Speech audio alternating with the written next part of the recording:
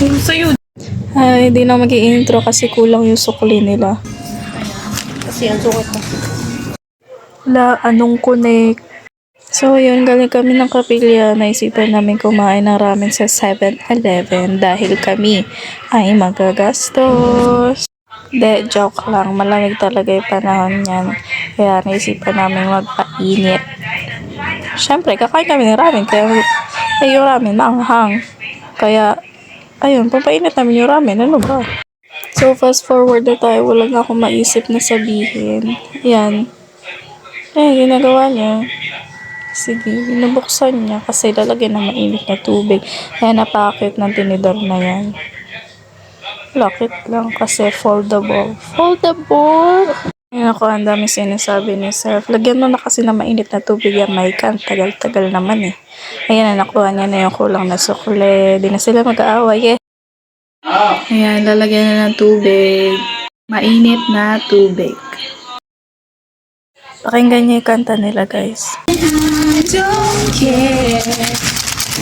So, ayan, nilalagyan na ng seasoning.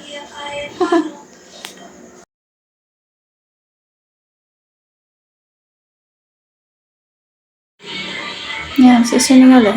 Yung veggies.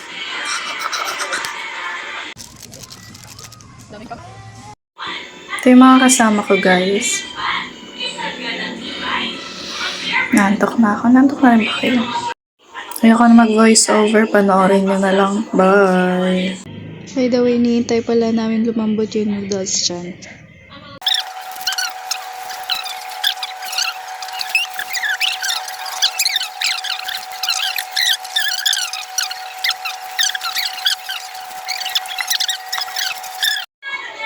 So, ayan. Simulan na namin kumain ng ramen na maanghang.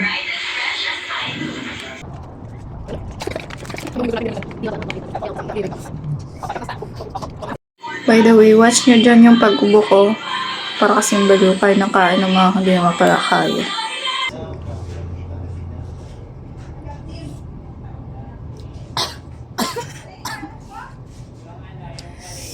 Gusto natin ito, di ba?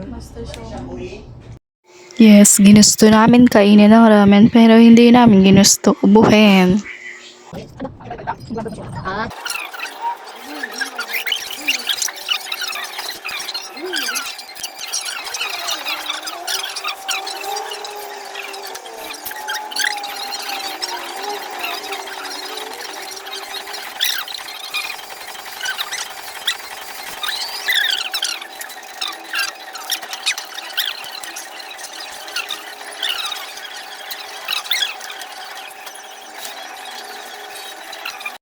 Hindi naman siya naubos kasi masakit yung lalamunan namin.